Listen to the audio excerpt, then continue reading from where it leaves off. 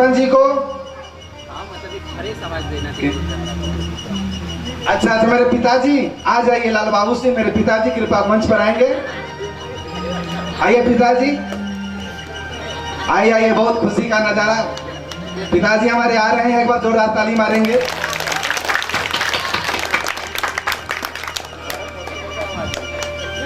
आइए, पहले आप गुरु जी को माल्यार्पण करें, पहले आप गुरु जी से आशीर्वाद लें। इस समय मौका हाथ से न निकले दे। हमारे गांव के जितने माताएं बहनें बैठी है, सबके चेहरा हंसता हुआ बहुत सुंदर नजारा देखने को मिल रहा है। आइए सामने में आइए पिताजी, देखिए कितना सुंदर, एक बार जोरदार ताली मारेंगे, बहुत सुंदर।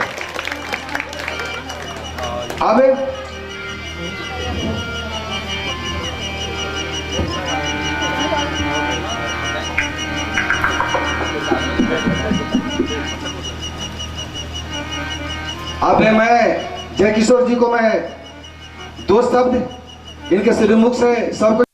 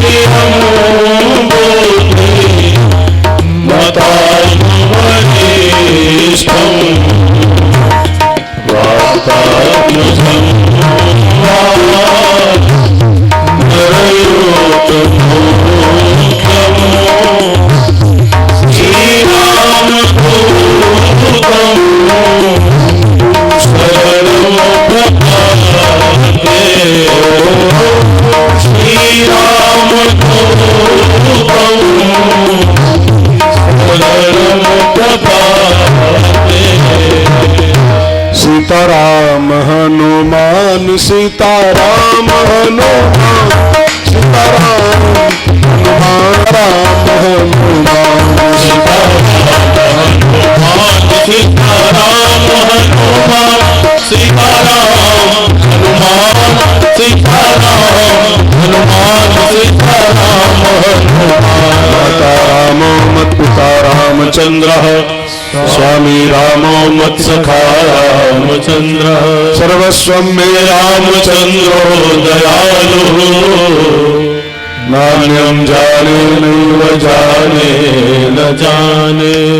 जय जय राम कथा, जय जय राम कथा, जय जय राम कथा, जय जय राम कथा, जय जय राम कथा, जय जय राम कथा, जय जय राम कथा, जय जय राम कथा। इसे श्रवण कर जाती है, इसे श्रवण कर जाती है, इसे श्रवण कर जाती है, इसे श्रवण कर जाएगा, मेरा भी सब दुख भागेगा, मेरा भी सब दुख भागेगा। सीता का यथा जय जय राम कथा, जय जय राम कथा, जय जय राम कथा, जय जय राम कथा।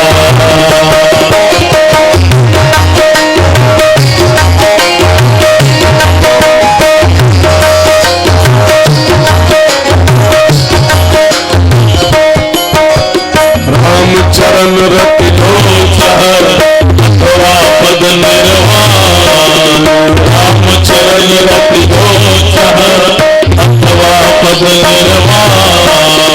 भाव सहित सोया कथा, भाव सहित सोया कथा। श्री हनुमान जी महाराज जोर से बोलिए भारत माता की जय, सत्य सनातन धर्म की जय। ओम नमः पार्वती पतये हर हर महादेव। एक बार पुनः दलपत विष्णुपुर की पावन धरती पर आयोजित शिवरात्रि के पावन अवसर पर चल रही है पावन कथा, राम कथा। इस 9 दिवसीय महायज्ञ का आज तृतीय दिवस है, तीसरा दिन।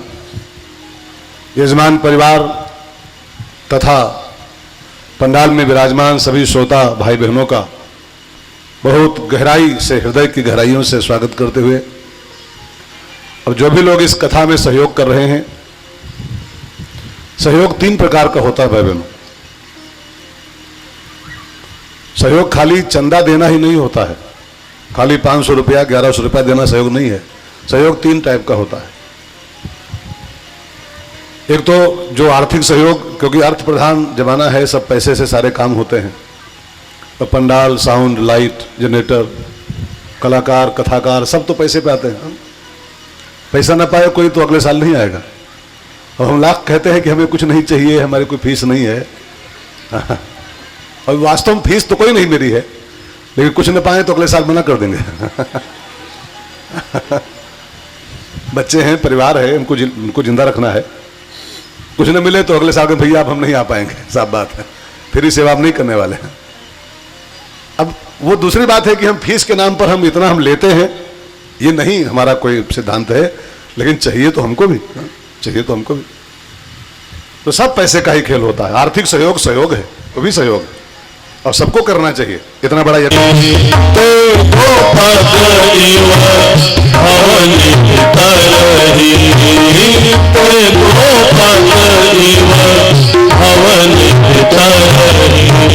सभी प्रकार के सहयोगियों का बहुत तहे दिल से स्वागत करते हुए, और आइए हम लोग, विलंब थोड़ा हो जाता है, क्या करूं, मैं देर करता नहीं, देर हो जाती है।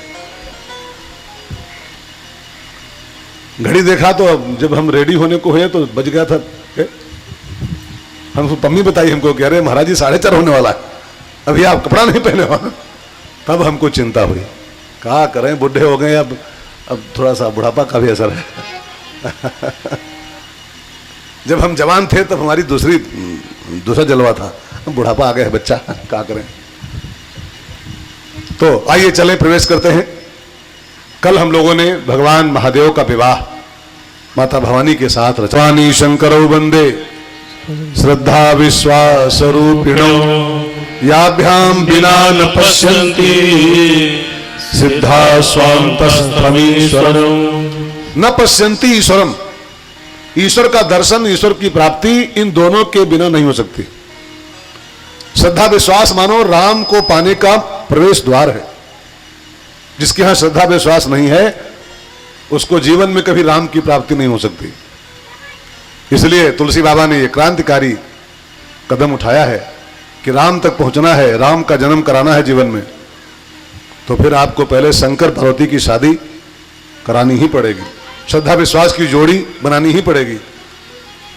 इसके बाद राम के जन्म की कथा आती है। तो भगवान का विवाह हुआ है। विवाह के बाद दोनों प्राणी माने भवानी शंकर कैलाश की पावन चोटी पर निवास कर रहे हैं। 2 बेटे बाबा के हो चुके हैं। बड़े बेटे का नाम था कार्तिकेय और छोटे का नाम था गणेश। 2 बेटे बाबा के हुए। और बाबा के परिवार में एक बिटिया भी हुई थी, एक बिटिया का जन्म हुआ। अब आपको लगेगा कि बेटी तो उनके कहीं लिखी नहीं है, बेटे तो जानते हैं हम लोग, बेटी कौन सी हुई थी। तो बाबा के एक बिटिया भी हुई थी। उस बेटी का नाम है राम कथा, रामायण। भवानी शंकर की शादी न होती तो राम कथा का जन्म संसार में नहीं होता। जो राम कथा आप सुन रहे हो ये भगवान शंकर की बेटी है। रच महेश निज मानस राखा पाय सुसमौ शिवासन भाखा। ये जो राम कथा आप सुन रहे हो, रामायण, ये भगवान शंकर के अंदर बंद थी, ये बाहर थी नहीं। वो जब भवानी आई है शादी के बाद, बहुत विनय किया है, बहुत रिक्वेस्ट की है, तब बाबा के यहाँ से राम कथा का जन्म हुआ है। तो राम कथा वो चारों विशेषताएं अपने में ले आओ तो आप ही कैलाश हो जाओगे। फिर कैलाश आपको जाना नहीं पड़ेगा, आप कैलाश हो जाओगे। तो कौन कौन से 4 लक्षण हैं कैलाश में, बहुत ध्यान देकर समझना है। नंबर 1, कैलाश में ऊंचाई है। बहुत ऊंचा पर्वत है कैलाश। तो जिसके जीवन में ऊंचाई आ जाए, ऊंचाई माने विचारों की ऊंचाई, ऊंचाई माने भावनाओं की ऊंचाई। हमारा आपका प्रयास है कि भवन ऊंचे हमारे हों, भवनों की ऊंचाई नहीं, भावनाओं की ऊंचाई लाओ, आदर्शों की ऊंचाई लाओ। आपकी आइडियोलॉजी जरा ऊंची हो जाए जीवन की, आपके आदर्श ऊंचे हों, लोग आपका उदाहरण दें कि वो आदमी है समाज में, वो आदमी समाज में है। इसको ऊंचाई कहते हैं। मकानों की ऊंचाई किस काम की यार, तरीक भूकंप आ जाए ढह जाते हैं सब। अब तो गनीमत थी कि पहले कथा में वो 6 पॉइंट का आया था, नहीं 8 पॉइंट का आता तो सब ढह जाता पूरा सब। मकानों की ऊंचाई का मतलब क्या है यार, 5 सेकंड में ढह जाते हैं, 5 सेकंड के अंदर। ऊंचाई तो जीवन की होनी चाहिए, ऊंचाई तो हमारे आदर्शों की होनी चाहिए। लेकिन दूसरी बात और ध्यान देने वाली है, ऊंचाई पाने के बाद भी कैलाश में 4 विशेषताएं और हैं। जरा बहुत गौर से सुनिएगा इस प्रसंग को, बहुत ध्यान देके। भगवान आपको ऊंचाई दें, भगवान करे बहुत ऊंचाई पाओ आप, लेकिन ऊंचाई पाने के बाद भी जो अपने जीवन में 4 आइटम, 4 चीजें मेंटेन रखे, वो कैलाश जैसा जीवन है। कैलाश की महिमा को जरा ध्यान देकर समझिएगा। ऊंचाई होने के बाद भी कैलाश में शीतलता है, ठंडक है। भगवान ऊंचाई दें, मुबारक हो आपको, लेकिन उस ऊंचाई को पाने के बाद जरा अपनी ठंडक को मेंटेन रखो, ठंडे रहो। अक्सर क्या होता है, ऊंचाई पाते ही इंसान जरा गर्म हो जाता है। भगवान ने कोई ऊंचाई दे दिया, कोई पद दे दिया, कोई कुर्सी दे दिया, कोई नाम दे दिया, कोई पैसा दे दिया, तो ऊंचाई पाने के बाद इंसान अपनी शीतलता खो देता है। कैलाश से सीखो, इतना ऊंचा पर्वत है लेकिन क्या ठंडक उसकी बरकरार है। ऊंचाई पाने के बाद भी हमारी औरन को शीतल करे, आपहु शीतल होए, ठंडा जीवन जियो। नंबर 2, ऊंचाई पाने के बाद भी कैलाश सफेद है। कैलाश की चोटी आपने कभी देखी है? टीवी में, फोटो में देखा होगा। कैलाश बिल्कुल व्हाइट पर्वत, काला पर्वत नहीं, व्हाइट, बर्फ से ढका हुआ पर्वत। तो ऊंचाई पाने के बाद भी जिसकी सफेदी मेंटेन रहे, जो अपनी सफेदी कायम रखे। सफेदी माने सफेदी माने वो दूध से सफेदी निरमा से आए नहीं, निरमा पाउडर वाली। सफेदी माने होता है सात्विकता। सफेदी माने सात्विक आचार विचार, सात्विक आहार, इसको सफेदी कहते हैं। सफेद रंग हमारे यहां सात्विकता का प्रतीक माना गया, व्हाइट कलर। ऊंचाई पाने के बाद हम तामसी न हो जाएं, ऊंचाई पाने के बाद हमारा खान पान पहनावा सब बिगड़ न जाए, हमारे आचार विचार तंदुरुस्त रहें, स्वस्थ रहें, सफेद रहें, इसका ख्याल रखा जाए, कहीं दाग न लग जाए। अक्सर जब इंसान ऊंचाई पाता है तो उसके दामन में बहुत से दाग लग जाते हैं, तो बेईमानी, मक्कारी, दारू, मीट मछली ये सब खाना शुरू कर देता है, क्लब जाएगा, फिर कबूतरबाजी करेगा, फिर खुराफात करेगा। ऊंचाई पाने के बाद भी उसकी सात्विकता मेंटेन रहे, सफेदी मेंटेन रहे, वो कैलाश। और कैलाश की तीसरी विशेषता है, ऊंचाई होने के बाद भी कैलाश स्थिर पर्वत है, स्थिर, डगमग नहीं है। ऊंचाई भगवान दे, किसी चीज की ऊंचाई दे दे किसी को, तो ऊंचाई पाने के बाद हम चंचल न हो जाएं, कहीं हम डगमग न हो जाएं, इसका ख्याल रखें। हमारी स्थिरता मेंटेन रहे, हमारा स्थैर्य मेंटेन रहे, इसका बहुत ख्याल रखा जाए। ठीक है। और चौथी अंतिम विशेषता जो कैलाश की है, ये कैलाश बनना है हमको, आपको भगवान महादेव का निवास बनना चाहते हो तो कैलाश बनना पड़ेगा। कैलाश की चौथी विशेषता अंतिम, ऊंचाई पाने के बाद भी वो उसकी विनम्रता बरकरार है। इतना ऊंचा पर्वत है लेकिन छोटे छोटे तिनकों को, घास के पौधों को अपने कंधे पर उठाता रहता, अपने चोटी पे स्थान दिए हुए। ऊंचाई पाने के बाद छोटों को भूल जाए कोई, ऊंचाई पाने के बाद इंसान उसको इंसान लगे ही ना, अरे सब कीड़े मकोड़े हैं, सब कीड़े मकोड़े हैं, ये बात ठीक नहीं है। भगवान ऊंचाई दें, उसके बाद भी आपकी विनम्रता, आपकी नम्रता, शालीनता बनी रहे, छोटों को जरा नहीं, शेर, शायर, शायर, शायर।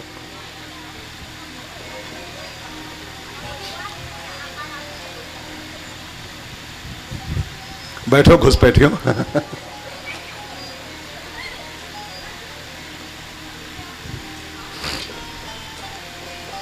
घुसपैठिए मानते नहीं।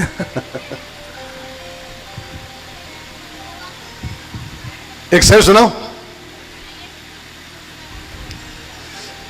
जिस जगह से इंसान छोटा लगे, जिस जगह से ये इंसान छोटा लगे, उस बुलंदी पे जाना नहीं चाहिए। उस ऊंचाई का क्या मतलब है जहां से इंसान कीड़े मकोड़े लगने शुरू हो जाएंगे, अरे साहब कीड़े मकोड़े हैं, सब कीड़े मकोड़े हैं। ऊंचाई भगवान दे, बहुत मुबारक हो आपको, लेकिन ऊंचाई पाने के बाद भी आप छोटे छोटे तिनकों को भी अपने सिर पर जगह दो, अपने माथे पर जगह दो, अपने कंधों पे उठाओ उनको। यही तो कैलाश बनने की एक पद्धति है। तो कैलाश में 4 विशेषताएं हैं, ऊंचाई के बाद भी जिसकी 4 विशेषताएं मेंटेन रहती हैं, उसकी स्थिरता, उसकी सफेदी, उसकी शीतलता और उसकी विनम्रता, वो कैलाश जैसा इंसान है। और जो कैलाश जैसा बन पाए तो फिर महादेव की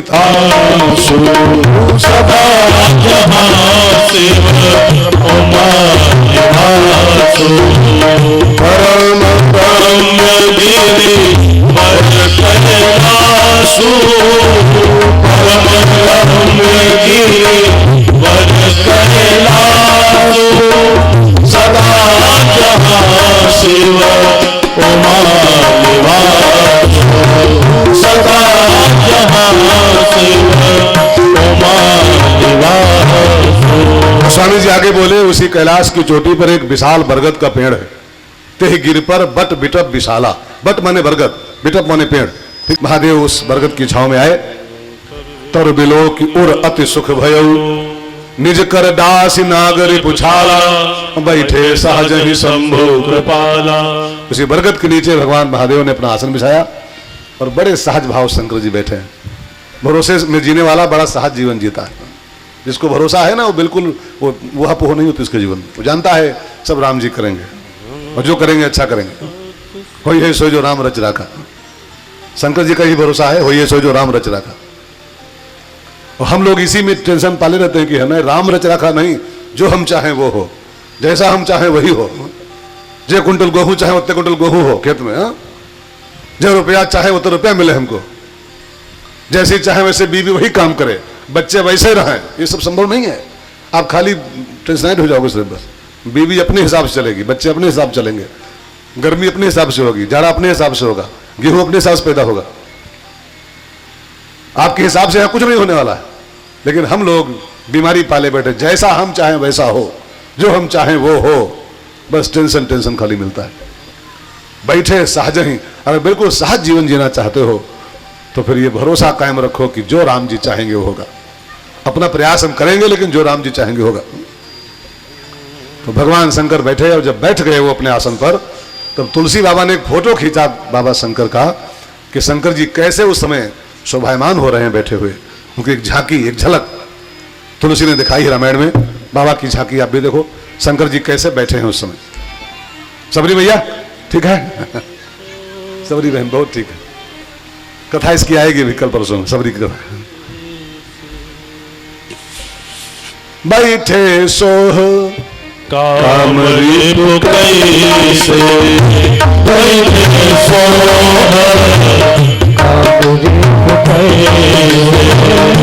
भरे शरीर शांत रस जैसे, भरे शरीर शांत रस जैसे, भरे शरीर शांत रस जैसे।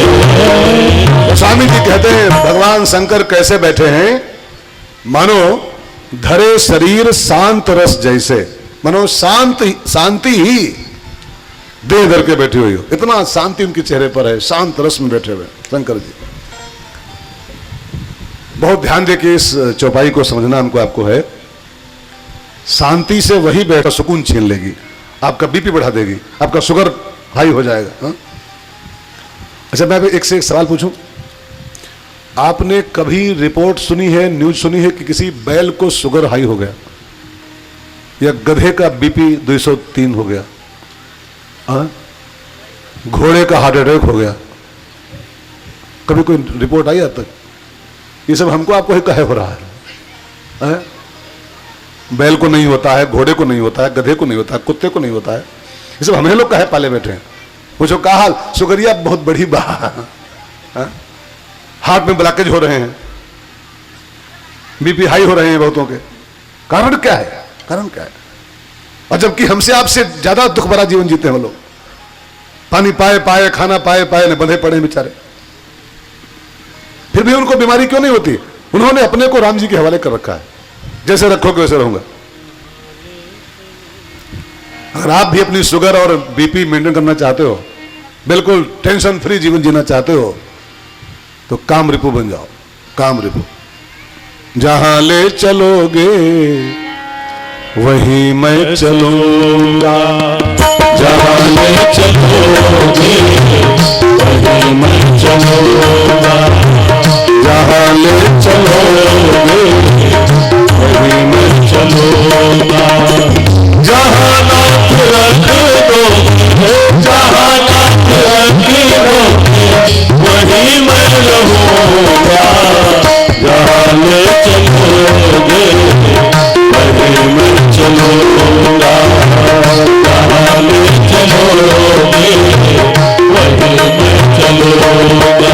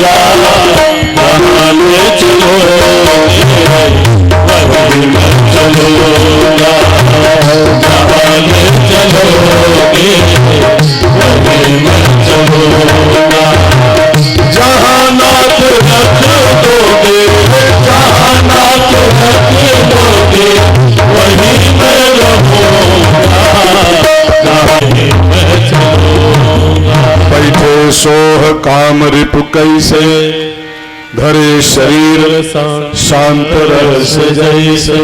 और जब बाबा भगवान शंकर को भवानी मैया ने बहुत शांति से बैठे हुए देखा, शांत रस में, तो भवानी मैया शंकर जी के पास आई, बड़े प्यार से प्रणाम किया और बाबा ने उनको वाम भाग में आसन दिया और पूछा, भवानी जी कैसे आना हो रहा है? उसके नीचे जाओ, कस के ताली बजाओ, है ना, नीचे पेड़ खड़े हो गए, पक्षी से उड़ जाते हैं। तो हमारे जीवन के वृक्ष की डाली पर जो संशय का पक्षी जन्मों से बैठा हुआ है, मैं चाहती हूं कि आज उसको ताली बजाओ, उड़ा दो। ताली कौन सी हो? ये ताली नहीं, उस ताली का नाम है राम कथा। राम कथा सुंदर सुंदर करतारी, राम कथा सुंदर करतारी, संशय उड़ावन हारी, राम कथा सुंदर करतारी, संशय उड़ावन हारी। प्रभु हरहु मोर अज्ञाना, प्रभु हरहु मोर अज्ञाना, अहि रघुनाथ कथा विधाना,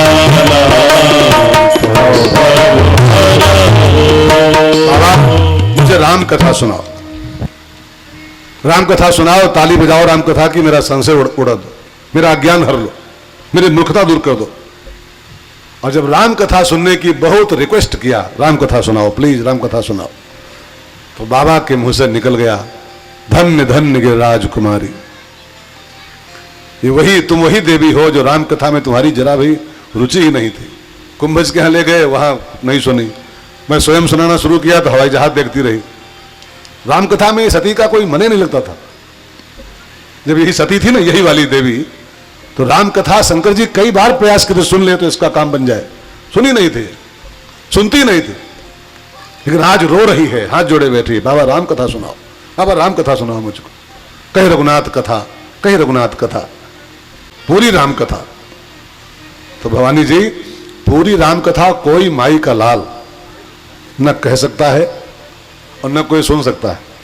कोई नहीं दुनिया में पैदा हुआ है, ब्रह्मांड में कोई नहीं पैदा हुआ है जो राम कथा पूरी कह दे, अथवा कोई नहीं पैदा जो पूरी सुन सके।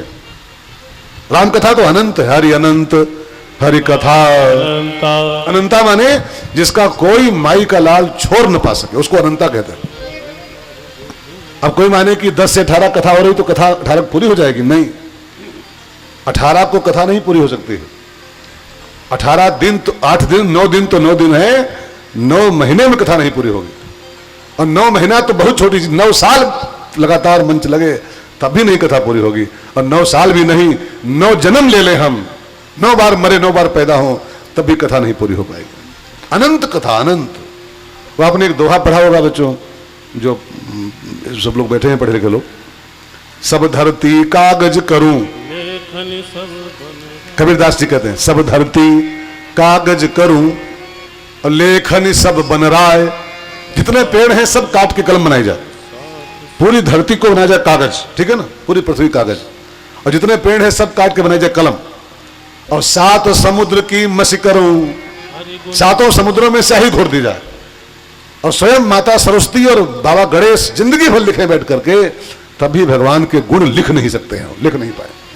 इतनी बड़ी कथा भगवान की है। तो बोला ये 9 दिन में 10 दिन में कौन पूरी कर पाएगा यार। तो जिंदगी कहीं मछली बन जाता है, कहीं सुअर बन जाता है, 12 भगवान का अवतार, कभी नरसिंह बन जाता है। वो नहीं खाली वो धनुभाव लेके आता है, ऐसा नहीं है। वो जब जैसी जरूरत देखता है, जब जैसा मौसम संसार में होता है, उसी मौसम के हिसाब से भगवान संसार में आते हैं। तो कभी राम गाओ गाओ बहनों गाओ, कभी राम बन के कभी श्याम बन के चले आना, प्रभु के चले आना। आइए कभी राम बन के कभी श्याम बन के चले आना, प्रभु के चढ़ाना। हो कभी राम रूप में आना, राम बन के कभी श्याम बन के चले आना, मुझे चले आना। श्री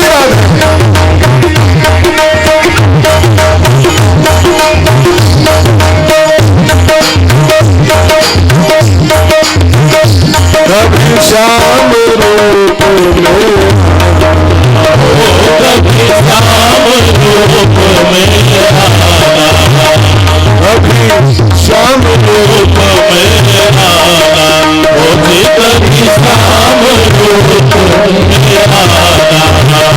मुरली अपने राधा साथ ले चले आना, चले आना। मुरली राम बन के कभी श्याम बन के चले आना, मुझे चले आना।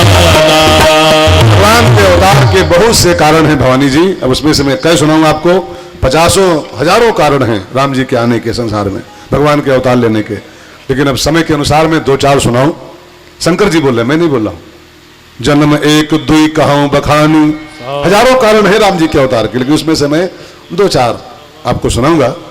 लेकिन एक शर्त लगा दिया सुनने के लिए, पहले सुनाने के पहले, सावधान सुन सुमति भवानी।